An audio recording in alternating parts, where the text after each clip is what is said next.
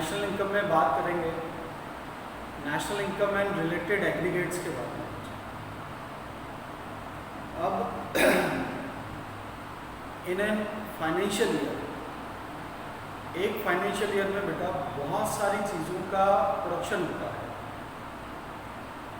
और हम उस प्रोडक्शन को उसी के टर्म्स में ऐड ऑन करके किसी भी नतीजे पर नहीं पहुंच सकते। जैसे मैं 1000 क्विंटल्स ऑफ वीट और 1000 सेट ऑफ मोबाइल्स को ऐड ऑन नहीं कर सकता। इसके लिए उससे मनी टर्म्स यानी कि मॉनेटरी टर्म्स में कन्वर्ट किया जाता है और इन्हें मॉनेटरी टर्म्स में कन्वर्जन के अलग अलग तरीके होते हैं। There are different ways to convert the value of final goods and services in monetary terms, and these various methods are known as aggregates of national income. तो एग्रीगेट कितने होते हैं और ये कैसे बनते हैं, उसके लिए ये आज का टॉपिक बनाया गया होगा आपके लिए। आइए देखते हैं, ब्लैक बोर्ड पर ध्यान दीजिएगा। इसके मैं यहाँ पर लिखता हूँ बेटा दो टर्म्स। एक टर्म लिखी है मैंने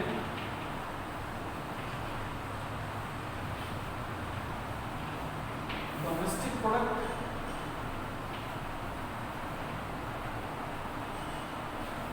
और एक टर्म लिखी है नेशनल प्रोडक्ट। अब आपको इसकी प्रीवियस वाली क्लास में मैं डोमेस्टिक टेरिटरी और नॉर्मल रेसिडेंट्स पढ़ाकर आया हूँ। तो डोमेस्टिक टेरिटरी का जो भी कंट्रीब्यूशन होगा या उसकी जो भी मॉनेटरी वैल्यू होगी वो शामिल की जाएगी डोमेस्टिक प्रोडक्ट में, और प्रोडक्ट से ही जनरेट होती है इनकम यानी कि डोमेस्टिक इनकम। लाइकवाइज रेसिडेंट्स जो भी फाइनल गुड्स और सर्विसेज को मैन्युफैक्चर करेंगे और उससे जो भी मॉनेटरी वैल्यू जनरेट होगी वो शामिल की जाती है नेशनल प्रोडक्ट में। सिखाया बेटा मैंने आपको। और नेशनल प्रोडक्ट कहें या नेशनल इनकम कहें, एक ही बात है। क्लियर? इसलिए मैंने सामने मेजर ये दो टर्म्स लिखी है, डोमेस्टिक प्रोडक्ट और नेशनल प्रोडक्ट। इसके अलावा मैंने एक कंसेप्ट सिखाया था बेटा आपको ग्रॉस और नेट का, रूल नंबर 1, और एक रूल नंबर 2 सिखाया था एमपी और एफसी वाला, यानी कि मार्केट प्राइस और फैक्टर कॉस्ट वाला। तो इन सभी बातों को ध्यान में रखते हुए हम देखेंगे कि इन दो टर्म से हम 8 एग्रीगेट्स कैसे जनरेट करते हैं। तो डोमेस्टिक प्रोडक्ट जो होता है बेटा वो ग्रॉस भी हो सकता है और नेट भी हो सकता है। यानी कि मैं ग्रॉस डोमेस्टिक प्रोडक्ट भी कह सकता हूं और नेट डोमेस्टिक प्रोडक्ट भी कह सकता हूं। फर्क क्या होगा? ग्रॉस और नेट में क्या डिफरेंस है? ग्रॉस में डेप्रिसिएशन शामिल रहता है, रूल नंबर 1, G = N+D, और नेट में वो एक्सक्लूड हो जाता है। इसी तरह से यही टर्म एमपी में भी रिप्रेजेंट की जा सकती है और एफसी में भी रिप्रेजेंट की जा सकती है। यानी कि इसे gross domestic product market price भी कह सकते हैं और gross domestic product eight factor cost भी कह सकते हैं। बात आ रही बेटा आपकी समझ में? लाइकवाइज नेशनल प्रोडक्ट में भी ग्रॉस और नेट दोनों, और यही दोनों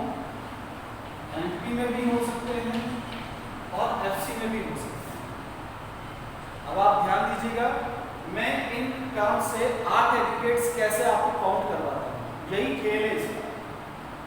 gross domestic product market price 1, gross domestic product factor cost 2, net domestic product market price 3, net domestic product factor cost 4, gross national product market price 5, gross national product factor cost 6, net national product market price 7 और net national product factor cost 8।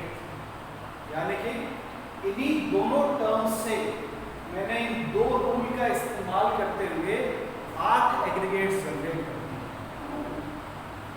आपकी book के first page पर ही इन 8 को pen down किया हुआ है, आप चाहे तो वहां से नोटिस कर सकते हैं। लेकिन बने कैसे हैं, इस तरह से बनाए गए हैं, जिसे याद करने के लिए मैंने एक छोटा सा एक पैटर्न बनाया। अब एक एक को बारी बारी से पिक करते हैं और उनके फॉर्मूले कैसे बनेंगे वो भी हम देखने की कोशिश करते हैं। आइए बच्चों,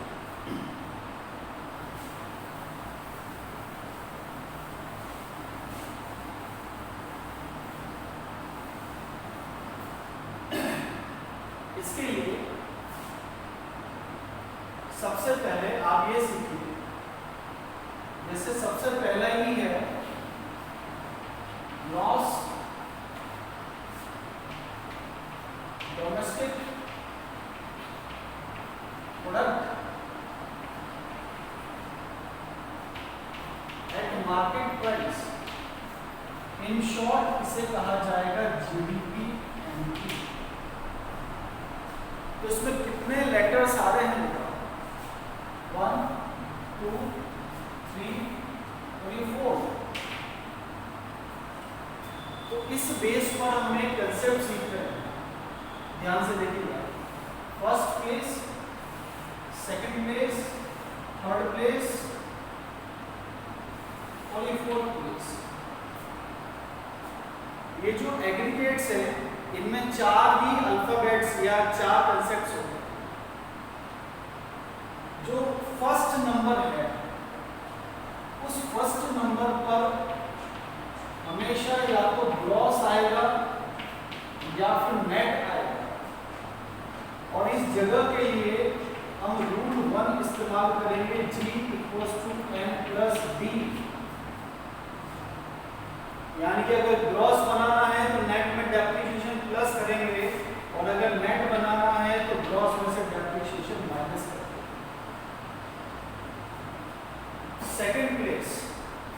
सेकंड प्लेस पर या तो होता है डोमेस्टिक या फिर होता है नेशनल।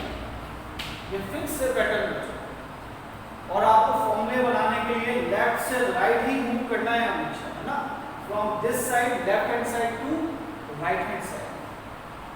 तो सेकंड प्लेस पर हमेशा या तो डोमेस्टिक मिलेगा आपको या नेशनल, और यहाँ पर इंप्लीमेंट होगा रूल नंबर 3, और वो क्या था, NI = DI + NFI। यानी कि नेशनल इनकम बनाने के लिए मुझे डोमेस्टिक इनकम में net factor income from abroad को प्लस करना पड़ेगा, या डोमेस्टिक इनकम चाहिए तो नेशनल इनकम में से NFI को सब्ट्रैक्ट करना। थर्ड प्लेस होता है बच्चों एक टर्म के लिए, जो टर्म होती है प्रोडक्ट। अब इस प्रोडक्ट वर्ड का मतलब क्या है? Product word means that we consider only the monetary value of final goods and services. आपको एक टॉपिक पढ़ाया था मैंने, फाइनल गुड्स और intermediate goods. Intermediate goods which lies in the boundary line of production, जिन पर वैल्यू एडिशन होना बाकी है, इसलिए उन्हें नेशनल इनकम में कंसीडर नहीं किया जाता है। तो फिर नेशनल इनकम में कौन सा प्रोडक्ट कंसीडर होगा? Only final goods and services which are ready to use, which lie outside the boundary line of production are known as final goods.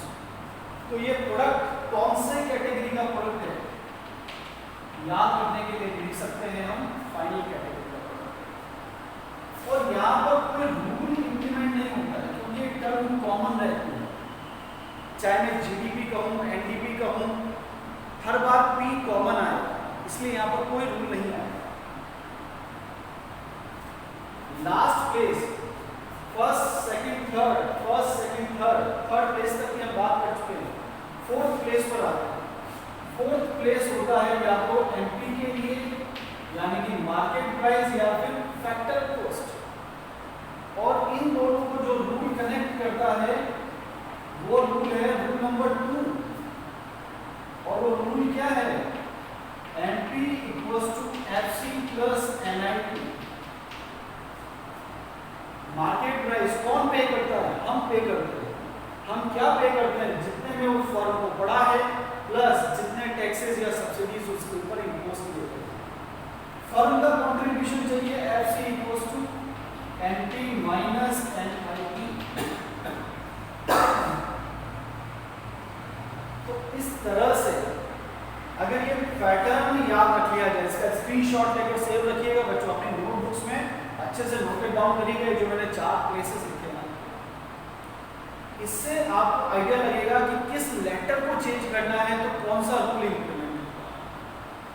आइए एक एक करके बारी बारी से स्टडी करें। आई होप ये चीज समझ में आई होगी। अब इसको प्रैक्टिकली कैसे इंप्लीमेंट करते हैं उसके बारे में बात करते हैं।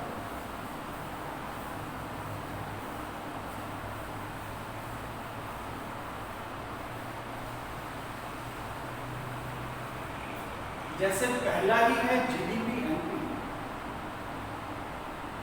जीडीपी एनपी को बच्चों आइडियल एग्रीगेट समझा जाता है, और बाकी के जो 7 हैं वो सभी इससे जनरेट किए जा सकते हैं। वैसे तो हर एग्रीगेट एक दूसरे से जनरेट किया जा सकता है, लेकिन आइडियलिस्टिक बेसिस पर मैं इसी से बाकी के 7 एग्रीगेट आपको जनरेट करके सिखाऊंगा। तो सबसे पहले डेफिनेशन की बात करते हैं। इसकी डेफिनेशन क्या है, जब जब बेटा एग्रीगेट में एंटी वर्ड आए ना, ध्यान से सुनिएगा, जब जब मार्केट प्राइस वर्ड आ रहा है तो हमें डेफिनेशन को कैसे स्टार्ट करना है। It refers to sum total of market value of final goods and services. जब जब एमपी की डेफिनेशन बोलने को कही जाएगी या एमपी वाला एग्रीगेट आएगा तो हम कहेंगे it refers to sum total of market price of final goods and services.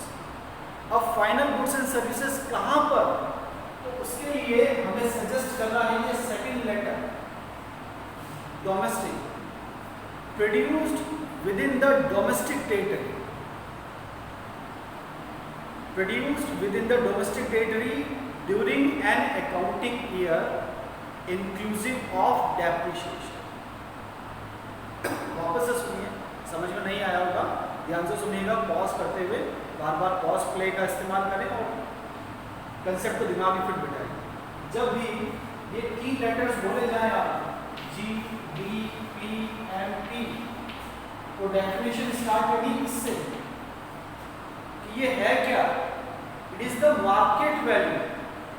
किसकी market value, final goods and services, जो कहां बने हैं, produced within the domestic territory. किसने बनाए हैं, by all the producing units. कब बनाए हैं, इन वन फाइनेंशियल ईयर। खास बात क्या है, inclusive of depreciation.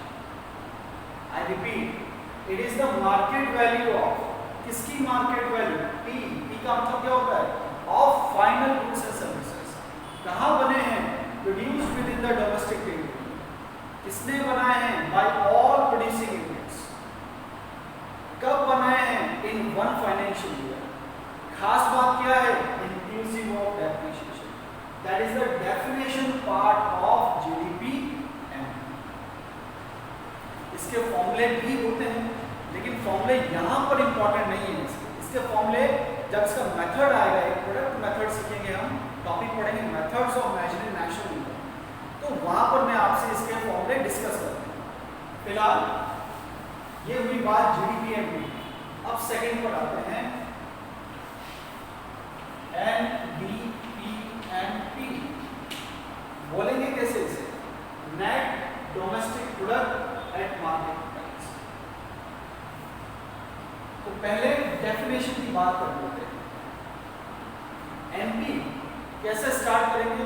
It is the market value of P final goods and services, D produced within the domestic territory by all producing units in one financial year and exclusive of depreciation. Net आ गया मतलब depreciation क्या होगा? Exclude होगा। So in this manner we can frame the definition part of any aggregate. Now formula, NDP MP का formula generate करना है। हर formula first वाले से जनरेट होगा, यानी कि जो भी आइडियल है, G D P M P. जिसे बनाना है वो लेफ्ट हैंड साइड पर, जिससे बनाना है वो राइट हैंड साइड। फिर लेफ्ट से राइट पर अल्फाबेट्स को कंपेयर करते हुए चलो। ये क्या है? नेट। ये क्या है? ग्रॉस। कैसे कह रहा हूं मैं ये नेट और ये ग्रॉस है? अभी आपको चार अंडरलाइन करके बताया था कि फर्स्ट पेज पर क्या आता है, सेकंड पर क्या आता है, थर्ड पर क्या आता है और फोर्थ पर क्या आता है, और उनके अकॉर्डिंग कौन से रूल इस्तेमाल होंगे ये भी सिखाया है।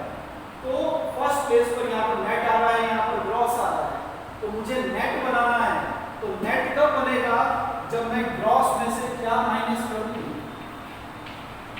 डेप्रिसिएशन। तो G माइनस D नेट बन गया। आगे एक और बात ध्यान रखनी है, जब अल्फाबेट्स में चेंज आए तभी रूल लगेगा। जब अल्फाबेट सेम आ जाए, जैसे ये D और D, यहाँ पर भी डोमेस्टिक है, यहाँ पर भी डोमेस्टिक है, तो रूल इंप्लीमेंट नहीं होगा। यहाँ पर भी एमपी है, यहाँ पर भी एमपी है, रूल इंप्लीमेंट नहीं होगा। यहाँ पर G था और यहाँ पर N था, तो रूल इंप्लीमेंट हो गया, रूल नंबर 2। तो जब अल्फाबेट्स अलग अलग होंगे तब रूल इंप्लीमेंट होगा, जब वो सेम होंगे तो रूल इंप्लीमेंट नहीं होगा। क्लियर बच्चों? So this is the formula for NDPMP. Definition part में आपको बोल चुका हूं। ये हो गए डोमेस्टिक में ग्रॉस और net.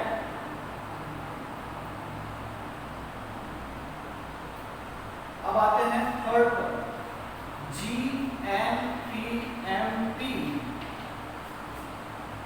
Gross national product at market price. Definition कैसे बोलेंगे? It is the market value, किसकी market value? Of final goods and services produced by. अब एन आ गया बेटा, डोमेस्टिक टेरिटरी कब बोलते थे? जब डी आता है। अब एन आ रहा है तो कैसे बोलेंगे? प्रोड्यूस्ड बाय नॉर्मल रेसिडेंट्स, क्योंकि एन किसे डिनोट करता है? नेशनल। और नेशनल किससे रिलेटेड होता है? नेशनल प्रोडक्ट से। और नेशनल प्रोडक्ट किससे रिलेटेड होता है? नॉर्मल रेसिडेंट्स से। क्लियर? वापस से सुनिए, it is the market value. NP आते से क्या बोलना है? It is the market value of final goods and services produced by normal residents during one financial year, inclusive of depreciation, क्योंकि लॉस आ रहा है। फॉर्मूला GNPMP इक्वल्स टू, किससे बनाना है? वही first ideal, GDPMP। Gross gross same आ गए, rule नहीं लगेगा।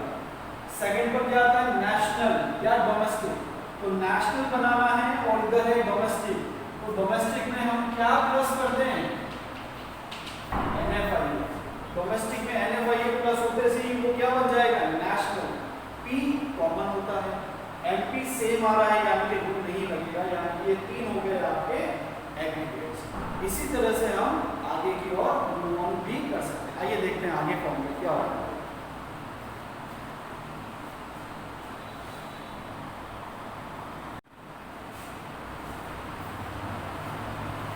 तो तीन हुए बेटा ये। फोर्थ वन अब हम पढ़ने जा रहे हैं